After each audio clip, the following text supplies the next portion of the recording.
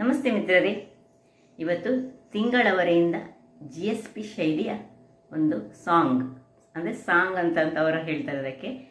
ಇದಕ್ಕೆ ಮೆಣಸಿನ ಪುಡಿ ಬಿಟ್ಟು ಹೆಚ್ಚಿನ ಬೇರೆ ಯಾವೇ ಒಂದು ಈ ಸಂಬಾರ ವಸ್ತುಗಳನ್ನು ಹಾಕಲಿಕ್ಕೆ ಇಲ್ಲ.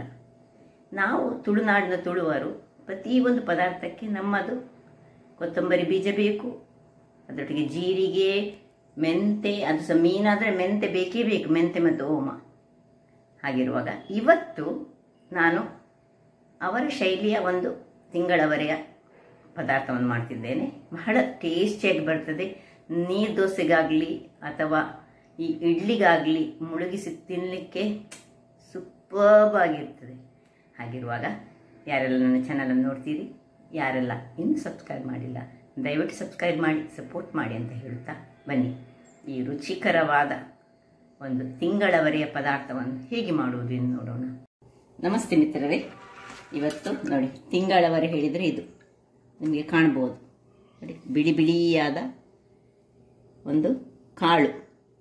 ಹೆಚ್ಚಾಗಿ ಇದನ್ನು GSP ಕಮ್ಯುನಿಟಿಯವರು ವಿಧ ವಿಧದ ರೀತಿಯಲ್ಲಿ ಇದನ್ನು ಮಾಡ್ತಾರೆ. ಬೇರೆ ಬೇರೆ ಇದು ಸಾಂಬಾರು, ಇದರ ಪನ್ನೊಕ್ಕರಿ, ಇದರದ್ದು ಸಾಂಗ್. ಇವತ್ತು ನಾವು ಅವರ ಶೈಲಿಯ ಒಂದು ಸಾಂಗನ್ನು ಮಾಡೋಣ. ಸೊ ಇದಕ್ಕೆ ನಾನು ಒಂದು 150 ಗ್ರಾಮ್ಸ್ನಷ್ಟು ಈ ತಿಂಗಳವರೆಯನ್ನು ರಾತ್ರಿ ನೆನೆ ಹಾಕಿದ್ದೇನೆ. ಒಂದು 8 ಗಂಟೆ ಆದರೂ ಇದು ನೆನೆಯಲೇಬೇಕು, ಇಲ್ಲದಿದ್ದರೆ ಅದು ಚೆನ್ನಾಗಿ ಬೇಯುವುದಿಲ್ಲ. ಇದಕ್ಕೆ ಒಂದು 3 ಚಮಚದಷ್ಟು ಮೆಣಸಿನ ಪುಡಿ ಇರದಿದ್ದರೆ ಮೆಣಸನ್ನು ಸಹ ನಾವು ಗ್ರೈಂಡ್ ಮಾಡಿಕೊಂಡು ನೀರು, ಉಪ್ಪು, ಹುಳಿಯನ್ನು ಹಾಕ್ಕೊಂಡು ನೀರು ಹಾಕಿ ಗ್ರೈಂಡ್ ಮಾಡ್ಕೊಳ್ಬೋದು. ಮೆಣಸಿನ ಪುಡಿ ಇರದಿದ್ದರೆ, ಮೆಣಸಿನ ಪುಡಿ ಇದ್ದರೆ ಮೆಣಸಿನ ಪುಡಿಯಲ್ಲಿ ಮಾಡಿದರೆ ಸಹ ಬಹಳ ಉತ್ತಮ. ಮತ್ತು ಹಿಂಗು ಬೇಕು. ಇಲ್ಲಿ ಒಂದು ನೀರುಳ್ಳಿಯನ್ನು ಕಟ್ ಮಾಡಿಟ್ಟುಕೊಂಡಿದ್ದೇನೆ ಸಣ್ಣ ಸಣ್ಣದಾಗಿ. ಹುಳಿಗೆ ಸ್ವಲ್ಪ ನಾವು ನೀರನ್ನು ಹಾಕೊಳ್ಳೋಣ. ನೋಡಿ ನೀರು ಹಾಕಿ ಹುಳಿಯ ನೀರು ರೆಡಿ ಮಾಡಿಟ್ಕೊಳ್ತಿದ್ದೇನೆ ನಾನು. ಹುಳಿ ಸ್ವಲ್ಪ ಮೆದುವಾಗಿ. ಈಗ ಮೊದಲಿಗೆ ನಾವು ಮತ್ತೆ ಹಳದಿ ಬೇಕಾಗ್ತದೆ. ಇಲ್ಲಿ ಈಗ ಮೊದಲಿಗೆ ನಾವು ಇದನ್ನೊಂದು ಕುಕ್ಕರ್ನಲ್ಲಿ ಹಾಕ್ಕೊಂಡು ಇದನ್ನು ಬೇಯಿಸ್ಕೊಳ್ಳೋಣ. ಸ್ವಲ್ಪ ನೋಡಿ ಮುಳುಗುವಷ್ಟು ನೀರು, ತುಂಬ ನೀರು ಬೇಕಂತ ಇಲ್ಲ. ನೋಡಿ ಎಷ್ಟು ಮುಳುಗುವಷ್ಟು ನೀರು ಹಾಕಿ ಒಂದು ಕಡ್ಡಿಯಷ್ಟು ಈ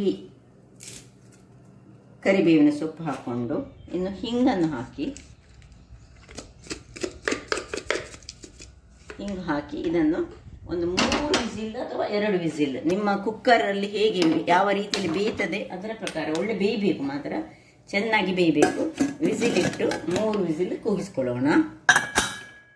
ವೀಕ್ಷಕರೇ, ಇಲ್ಲಿ ಬೇಯ್ತಾ ಇರುವಾಗ ಒಂದು ಬಟಾಟೆಯನ್ನು ಒಂದು ಸಿಪ್ಪೆ ತೆಗೆದು ಸಹ ಮಾಡ್ಬೋದು ಅಥವಾ ಸಿಪ್ಪೆ ಇಟ್ಟು ಸಹ ಮಾಡ್ಬೋದು. ಸಣ್ಣದಾಗಿ ಕಟ್ ಮಾಡಿಕೊಂಡು ಇದನ್ನು ನಾನು ಬೇಯಿಸಿಕೊಂಡು ರೆಡಿ ಮಾಡಿ ಇಡ್ತೇನೆ. ಅಲ್ಲಿ ಯಾಕೆಂದರೆ ಬಟಾಟೆಯನ್ನು ಈ ತಿಂಗಳವರೊಟ್ಟಿಗೆ ಹಾಕಿದರೆ ಬಟಾಟೆ ತುಂಬ ಬೆಂದು ಹೋಗ್ತದೆ. ಅದಕ್ಕೋಸ್ಕರ ಇದನ್ನು ಬೇರೆ ಸ್ವಲ್ಪ ಬೇಯಿಸಿಕೊಳ್ಳೋಣ.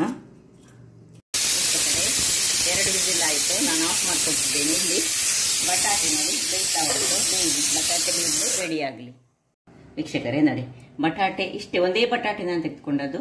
ಬೇಯುವಾಗಲೇ ಸ್ವಲ್ಪ ಉಪ್ಪನ್ನು ಹಾಕೊಂಡು ಬೇಯಿಸಿದ್ದೇನೆ ನೋಡಿ. ಹಾಗಾಗಿ ಇಡೀ ಉಂಟು. ಇದರಲ್ಲಿ ಕುಕ್ಕರಲ್ಲಿ ಹಾಕ್ತಿದ್ರೆ ಅದು ತುಂಬ ಬೆಂದು ಹೋಗ್ತದೆ. ಅಂದರೆ ನಮಗೆ ಸೈಜ್ ಸ್ವಲ್ಪ ಸಣ್ಣದರಲ್ಲಿ ಮಾಡಲಿಕ್ಕೆ ಇರೋದನ್ನಾಗಿ. ಈಗ ನೋಡಿ ಒಳ್ಳೆ ಬೆಂದಿದೆ. ಇದು ಮೇನ್ ಇರೋದು ಇದರಲ್ಲಿ, ಇದು ಒಳ್ಳೆ ಬೇಯಬೇಕು. ಬೇಯದಿದ್ದರೆ ನಮ್ಮ ಪದಾರ್ಥ ಅಷ್ಟು ಒಳ್ಳೆಯದಾಗೋದು. ನೋಡಿ ಹೀಗೆ ಮಾಡುವಾಗ. ಸೊ ಈಗ ಇಲ್ಲಿ ನಾವೊಂದು ಗ್ಯಾಸ್ ಮೇಲೆ ಒಂದು ಬಾಣಲೆಯನ್ನು ಇಟ್ಕೊಳ್ಳೋಣ. ಸುಲಭ ರೀತಿಯಲ್ಲಿ ಮಾಡುವಂಥದ್ದು. ಇದಕ್ಕೆ ತೆಂಗಿನ ತುರಿ ಎಲ್ಲ ಎಂತ ಬೇಕಂತ ಇಲ್ಲ. ತೆಂಗಿನ ತುರಿಯನ್ನು ಯೂಸ್ ಮಾಡಿ ಸೌತೆ ಹಾಕಿ ಸಾಂಬಾರು ಮಾಡ್ಬೋದು. ಇದರದ್ದು ಬಹಳ ಚೆನ್ನಾಗಿ ಬರ್ತದೆ. ಈಗ ಮೊದಲಿಗೆ ಇದು ಬಿಸಿ ಆಗುವಾಗ ಇದಕ್ಕೆ ಒಂದು 2 ಸ್ಪೂನಿನಷ್ಟು ಅಥವಾ 3 ಸ್ಪೂನಿನಷ್ಟು, ದೊಡ್ಡ ಸ್ಪೂನಲ್ಲಿ 3 ಸ್ಪೂನ್ನಷ್ಟು ನಾವು ಎಣ್ಣೆಯನ್ನು ಹಾಕೊಳ್ಳೋಣ. ಸ್ವಲ್ಪ ಎಣ್ಣೆ ಹೆಚ್ಚೆ ಇದಕ್ಕೆ. ಸೊ ಅದು ಎಣ್ಣೆ ಬಿಸಿ ಆಗಲಿ. ಈಗ 1 ಸ್ಪೂನಿನಷ್ಟು ಸಾಸಿವೆ ಹಾಕ್ಕೊಳ್ತಿದ್ದೇನೆ. ಸ್ವಲ್ಪ ಕರಿಬೇವಿನ ಸೊಪ್ಪು. ಕರಿಬೇವಿನ ಸ್ವಲ್ಪ ಬಾಡುವಾಗ ನೀರುಳ್ಳಿ, ಹೆಚ್ಚಿಟ್ಟಂತಹ ಕೊಚ್ಚಿದ ನೀರುಳ್ಳಿ, ತುಂಬ ಸ್ವಲ್ಪ ಸಣ್ಣ ಚಾಪ್ಡ್ ಆನಿಯನ್ ಹಾಕ್ಕೊಳ್ತಿದ್ದೇನೆ. ಇದು ಒಳ್ಳೆ ಇದರಲ್ಲಿ ಚೆನ್ನಾಗಿ ಫ್ರೈ ಆಗಲಿ. ವೀಕ್ಷಕರೇ, ಫ್ರೈ ಹೇಳಿದರೆ ಕಲರ್ ಚೇಂಜ್ ಆಗಬಾರ್ದು, ಸ್ವಲ್ಪ ಟ್ರಾನ್ಸ್ಪರೆಂಟ್ ಆದರೆ ಆಯಿತು. ಇಲ್ಲಿ ಅವರು ಏನು ಮಾಡ್ತಾರೆ ಹೇಳಿದರೆ, ಕೆಲವರು ಇದನ್ನು ಈ ಹಿಂಗನ್ನು ಮತ್ತೆ ಕೊನೆಗೆ ಹಾಕೊಳ್ತಾರೆ. ನಾನು ಚೂರು ಹಿಂಗನ್ನು ಈಗಲೇ ಇದಕ್ಕೆ ಹಾಕೊಳ್ತಿದ್ದೇನೆ.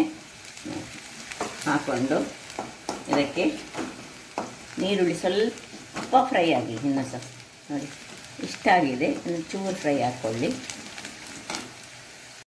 ನೋಡಿ ಸ್ವಲ್ಪ ಇಷ್ಟು ಫ್ರೈ ಆಗುವಾಗ ಈಗ ಇದಕ್ಕೆ ಮೆಣಸಿನ ಪುಡಿ 2 ಚಮಚದಷ್ಟು ಮೆಣಸಿನ ಪುಡಿ. ಇದು ನಾನು ಬ್ಯಾಡಿಗೆ ಮೆಣಸಿನ ಪುಡಿ ತೆಗೆದುಕೊಂಡಿದ್ದೇನೆ, ಯಾಕೆಂದರೆ ಇಲ್ಲದಿದ್ದರೆ ತುಂಬ ಖಾರ ಆಗ್ತದೆ. ನನಗೆ ತುಂಬ ಖಾರ ಬೇಕಿದ್ದವರು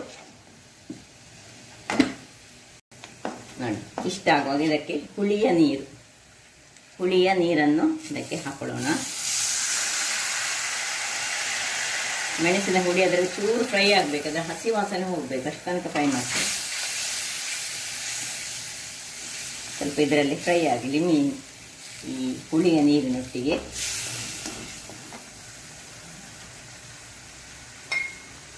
ವೀಕ್ಷಕರೇ, ಇಲ್ಲಿಗ ಉಪ್ಪನ್ನು ಸ್ವಲ್ಪ ಹಾಕೊಳ್ತಿದ್ದೇನೆ. ನಾನು ಸ್ವಲ್ಪ ಉಪ್ಪನ್ನು ಇದಕ್ಕೆ ಸಹ ಹಾಕೊಂಡಿದ್ದೇನೆ, ಅದರಿಂದಾಗಿ ಅದಾದಲ್ಲಿ ನೋಡಿಕೊಂಡು ಹಾಕೊಳ್ಬೇಕು. ಇನ್ನು ಸ್ವಲ್ಪ ಹಳದಿಯ ಪುಡಿ, ಒಂದು ಅರ್ಧ ಚಮಚದಷ್ಟು ಹಳದಿಯ ಪುಡಿ ಹಾಕೊಳ್ತಿದ್ದೇನೆ. ಬಹಳ ಸುಲಭವಾಗಿ ಮಾಡಿ, ನಾವು ಹೆಚ್ಚಾಗಿ ತುಳುವರು ಇದನ್ನು ಹೆಚ್ಚು ಮಾಡುವುದಿಲ್ಲ. ನಾವು ತೆಂಗಿನ ತುರಿ ಹಾಕಿಯೇ ಮಾಡುವುದು, ಅದನ್ನು ತೆಂಗಿನಕಾಯಿ ಹಾಕ್ಕೊಂಡು. ಈಗ ನೋಡಿ ಏನು ಇದರಲ್ಲಿ ಸ್ವಲ್ಪ ನೀರನ್ನು ನೋಡಿ, ತುಂಬ ನೀರು ಇದ್ದರೆ ಸ್ವಲ್ಪ ನೀರು ತೆಗೆದಿಟ್ಕೊಳ್ಳೋಣ, ಮತ್ತು ಹಾಕ್ಕೊಳ್ಬೋದು ಬೇಕಿದ್ರೆ. ಇದು ಸಿಂಪಲ್ ಆಗಿ ಸಾರು ಕರಿ ಸಹ ಮಾಡ್ತಾರೆ, ಅದು ಸಹ ಬಹಳ ಚೆನ್ನಾಗಿ ಬರ್ತದೆ. ಇನ್ನು ಬಟಾಟೆಯನ್ನು ಸಹ ಇದರೊಳಗೆ ಹಾಕ್ಕೊಳ್ತಿದ್ದೇನೆ. ಇದಕ್ಕೆ ಸ್ವಲ್ಪ ಎಣ್ಣೆ ಮಾತ್ರ ಜಾಸ್ತಿಯಾಗಿ ಮಾಡುವಂಥ. ಮೇ ಬಿ ಅವರ ವಿಧಾನ, ಕೆಲವರ ವಿಧಾನ ಬೇರೆ ರೀತಿಯಲ್ಲಿ ಇರ್ಬೋದು. ನನಗೆ ತಿಳಿದ ಮಟ್ಟಿಗೆ ನಾನು ಮಾಡಿದ್ದೇನೆ. ಇದು ಈ ರೀತಿಯಲ್ಲಿ ನಾನು ಯಾವಾಗಲೂ ಮಾಡ್ತೇನೆ, ಅದರಿಂದಾಗಿ ತುಂಬ ರುಚಿಯಾಗಿ ಬರ್ತದೆ. ಈಗ ಈ ಉಳಿದ ನೀರು ಸಹ ಸ್ವಲ್ಪ ನೀರನ್ನು ಸಹ ಹಾಕೊಳ್ತಿದ್ದೇನೆ. ನೋಡಿ ವೇಸ್ಟ್ ಆಗೋದು ಬೇಡ ಹೇಳಿ ಹಾಕ್ಕೊಂಡು ಇನ್ನು ಮುಚ್ಚಳವನ್ನು ಮುಚ್ಚಿಕೊಂಡು ಒಳ್ಳೆ ಕುದಿ ಬರಿಸೋಣ. ವೀಕ್ಷಕರೇ, ಇಲ್ಲಿ ನೋಡಿ ಒಳ್ಳೆ ಕುದಿತಾ ಬಂತು ನೋಡಿ, ದಪ್ಪ ಆಯ್ತು ಇದು ಹಾಗೆ ದಪ್ಪ ಬೇಗ ಆಗ್ತದೆ, ಕಾಳಲ್ಲ, ಹಾಗಾಗಿ ಆಯಿತು. ಈಗ ಆಫ್ ಮಾಡ್ಕೊಳ್ತಿದ್ದೇನೆ. ಈಗ ಇದರ ಮೇಲೆ ಬೇಕಿದ್ದರೆ 1 ಚಮಚ ಎಣ್ಣೆಯನ್ನು ಹೀಗೆ ಹಾಕ್ಕೊಂಡ್ರೆ ಆಯಿತು. ಹಾಕೊಳ್ಳೋದು ಸಹ ನಡೀತದೆ, ಎಣ್ಣೆ ಹೆಚ್ಚಂತ ಕಂಡ್ರೆ ಹಾಕ್ಕೊಳ್ಬೇಡಿ. ಇದು ಹಾಕಿದರೆ, ಯಾಕಂದರೆ ಇದು ತುಂಬ ಫುಲ್ಲು ಮೆಣಸಿನಲ್ಲೇ ಮಾಡಿದಂಥದ್ದು. ಯಾರಿಗೆ ಖಾರ ಇಷ್ಟ ಉಂಟು ಅಂಥವರಿಗೆ ಬಹಳ ಖುಷಿಯಾಗಿ ಕೊಡುವಂತಹದ್ದು. ಇದು ಸೂಪರ್ಬ್ ಆಗಿತ್ತು. ಈ ಇದರಲ್ಲಿ ಯಾವುದರಲ್ಲಿ ನೀರು ದೋಸೆ ಒಟ್ಟಿಗೆ ಒಳ್ಳೆದಾಗ್ತದೆ. ಈವನ್ ನಮ್ಮ ಇಡ್ಲಿ ಒಟ್ಟಿಗೆ, ನಾನಿವತ್ತು ಇಡ್ಲಿ ಮಾಡಿದ್ದೇನೆ, ಇಡ್ಲಿ ಒಟ್ಟಿಗೆ ತಿನ್ನಲಿಕ್ಕಂತೂ ಬಹಳ ಚೆನ್ನಾಗಿ ಬರ್ತದೆ. ನೋಡಿ ಹೀಗೆ ಬಂತು ನೋಡಿ. ನಾನು ಸ್ವಲ್ಪ ಮಾಡಿದ್ದು, ನೀವು ಮಾಡುವಾಗ ತುಂಬ ಮಂದಿ ಇದ್ದರೆ ತುಂಬ ಮಾಡಿ, ಬಹಳ ರುಚಿಕರವಾಗಿ ಬರ್ತದೆ. ಈ ಡಿಫ್ರೆಂಟ್ ಶೈಲಿಯಲ್ಲಿ ಮಾಡುವಂತಹದ್ದು. ಮತ್ತು ಈ ಕಾಳುಗಳನ್ನು ಯಾವಾಗಲೂ ಬೇರೆ ಬೇರೆ ರೀತಿಯ ಕಾಳುಗಳನ್ನು ಬಳಸಿದರೆ ಆರೋಗ್ಯಕ್ಕೆ ಸಹ ಉತ್ತಮ ಪ್ರೋಟೀನ್ ಸಿಗ್ತದೆ. ನಾನಿವತ್ತು ನೋಡಿ ಇಡ್ಲಿ ಒಟ್ಟಿಗೆ ಈಗ ಇದರೊಟ್ಟಿಗೆ ಕಾಂಬಿನೇಷನ್ ಆಗಿ ಇಡ್ಲಿ ಮತ್ತು ಇದನ್ನು ತಿಂತಿದ್ದೇನೆ. ಹಾಗಾದರೆ ನೋಡಿದ್ರಲ್ಲ ವೀಕ್ಷಕರೇ, ಒಂದು ರುಚಿಕರವಾದ ಹಾಗೂ ಪ್ರೋಟೀನ್ನಿಂದ ತುಂಬಿದಂತಹ ಈ ಒಂದು ಕಾಳು ನೀವು ನಿಮ್ಮ ಮನೆಯಲ್ಲಿ ಮಾಡಿ ಆನಂದಿಸಿ ಅಂತ ಹೇಳುತ್ತಾ, ನನ್ನ ಈ ಕುಕಿಂಗ್ ಚಾನಲ್ ನಿಮಗೆ ಇಷ್ಟ ಆದರೆ ಬೋಳೂರು ಸುವರ್ಣ ಚಾನಲನ್ನು ಲೈಕ್ ಮಾಡಿ, ಶೇರ್ ಮಾಡಿ ಹಾಗೂ ಸಬ್ಸ್ಕ್ರೈಬ್ ಮಾಡಿ, ಹಾಗೂ ನನ್ನ ಇನ್ಸ್ಟಾಗ್ರಾಮ್ ಪೇಜನ್ನು ಫಾಲೋ ಮಾಡಿ. ಧನ್ಯವಾದಗಳು.